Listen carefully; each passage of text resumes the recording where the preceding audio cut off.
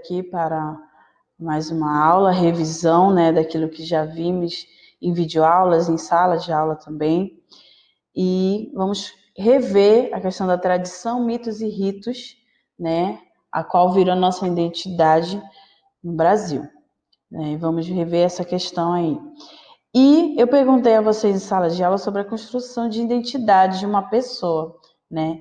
Que depende da sua história, de suas memórias, depende também dos lugares onde ela esteve, da experiência com pessoas. Então, tudo isso vai construindo uma identidade. Não foi diferente na história do nosso Brasil, né?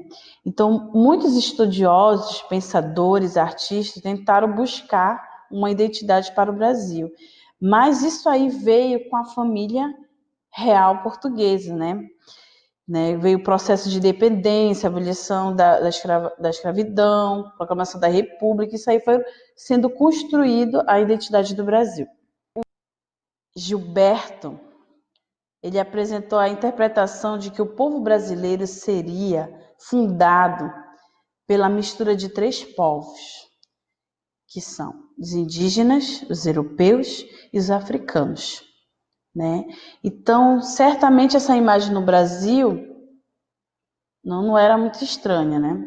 Teve essa junção de povos que surgiu a nossa identidade. Então, como eu falei vocês em sala, hoje feijoada, por exemplo, veio dos africanos. Era a mistura deles, eles pegavam umas misturas, né, do feijão, né, com algumas misturas de porco, né, e fazia aquela, digamos, um adubo para reforçar eles. Então, isso veio da culinária africana.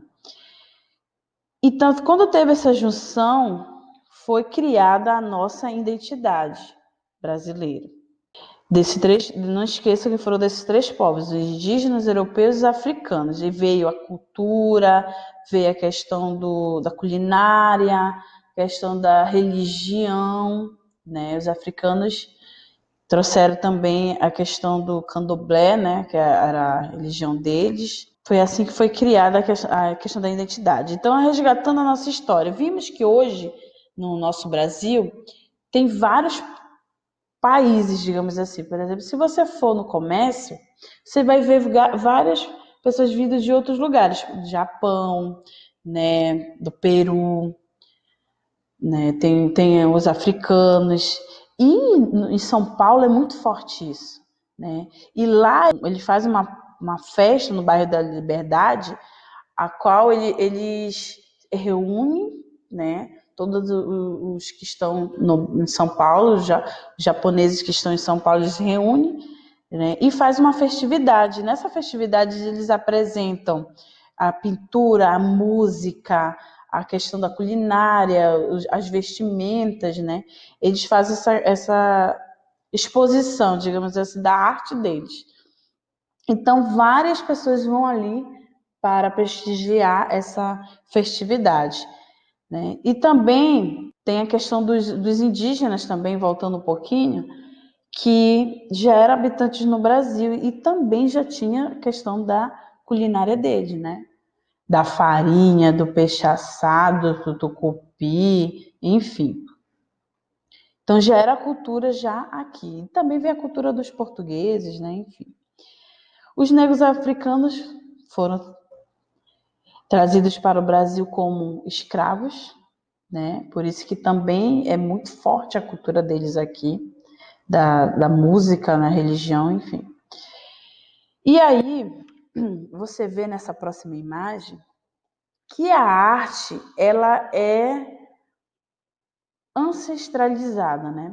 Ou seja, ela vai passando de pai para filho, de filho para o filho e assim vai, né? Do avô para o pai, do pai para o filho, ela vai passando. Hoje em dia tem muita coisa que, por questão de não passar de geração em geração, acaba morrendo, né, digamos assim. E a xilogravura, vocês fizeram isso em sala de aula, sobre a xilogravura, é passada de geração em geração e vive até hoje. Então, a xilogravura, elas são gravuras realizadas com a técnica de reprodução. É como se fosse um carimbo, né? como se fosse um carimbo, só que você vai talhando em madeira. Nós fizemos com isopor, mas a real estilogravura ela é talhada na madeira, tá? É passada a tinta, ela é um desenho feito em vestido. Então, ela é passada a tinta e carimbada em outra superfície, né? E é criada a xilografia, que vem da xilogravura. Então, ela é passada de geração em geração. E na xilogravura, ela conta a história. Digamos aí nessa imagem que você está vendo. Cantoria de viola. O artista fez aí a xilogravura de um momento a qual estava sendo feita essa cantoria de viola. Então você vê várias pessoas, né? E o que o artista brinca aí na xilogravura? Ele pode pintar a madeira do jeito que ele quer. Uns aí ele deixou em preto e branco, outros ele pintou com cores mais fortes, vermelho, azul, amarelo, né? As cores primárias, para destacar. E foi feito essa pintura aí da xilogravura. Então, essa técnica, ela é passada, né? De geração em geração. Hoje em dia, você não vê muitos artistas que pintam, assim, é muito raro você ver, são poucos que tem. É muita questão da arte digital hoje, tudo é no celular, criada na era digital hoje em dia. Mas antigamente era muito assim, se você quisesse uma foto, teria que ser pintado. E ficava horas lá, né, numa posição para você ter um autorretrato seu. E foi evoluindo, como já vimos, né? Que foi evoluindo da fotografia, que antes era no filmezinho. E hoje não, é muito fácil você pegar o celular, capturar uma imagem. Né? E dessa imagem você hoje nem revela mais as fotos. Já fica lá na sua memória. Né? Então, temos vários tipos de culturas. Por exemplo, a cultura japonesa de São Paulo, né? Ela, como eu falei, eles não perdem a tradição deles. Hoje em dia, por exemplo, hoje nós estamos usando muito máscara, né? Mas no Japão é costume deles já, de chegar em casa, tirar a sandália na porta, o sapato na porta e pegar outra sandália para usar dentro de casa. Então, isso é costume deles, usar máscara para onde estiver sair. E hoje é uma necessidade nossa. Né? Então, o Japão tem vários tipos de cultura, não só no Japão, mas também no Brasil, na França. Então, cada país, cada lugar tem essa cultura, essa culinária, né, representada. Nessa imagem que você está vendo, ela foi a primeira missa no Brasil. O que eu quero que você veja aí? O artista que pintou essa imagem, cada detalhe que ele viu aí da cultura indígena, né? Olha a vestimenta dos indígenas e dos portugueses, franceses que estão aí nessa imagem. Então ele capturou a cultura de cada um, dos povos misturados, né? Foi a primeira pintura da missa no Brasil, tá? Era isso que eu quero que você veja aí, que está no seu livro, né? Que você pode ver mais detalhado no seu livro e também nessa aula, nesse vídeo aula. Aí vem a questão da cultura na era da globalização. Esse artista é muito interessante o que ele faz. Ele vai em vários lugares do país dele e se coloca como arte no meio de qualquer lugar, ele se coloca como arte com essa placa aí, né? E faz a fotografia.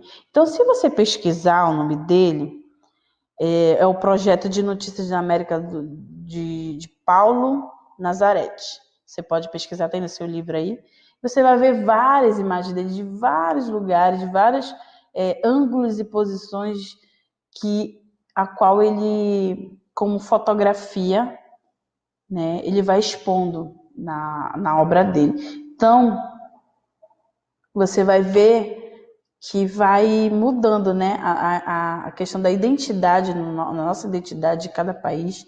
Você vai vendo a cultura, né, de cada um. E esse rapaz, ele faz essa questão da identidade dele, né, da forma artística em fotografia.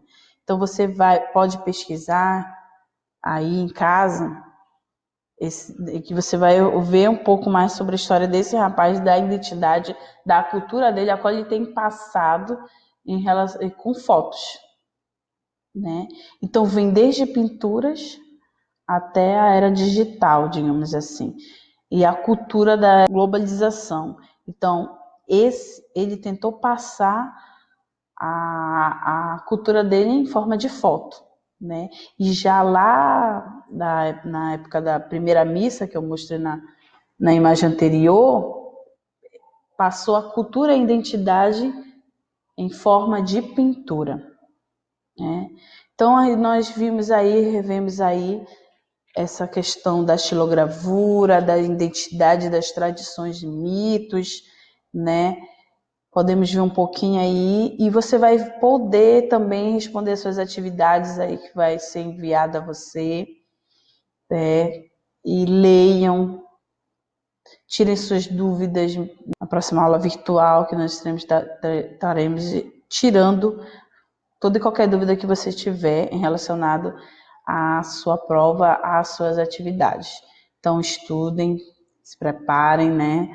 Que logo mais estaremos todos juntos. Fique com Deus, até a próxima aula.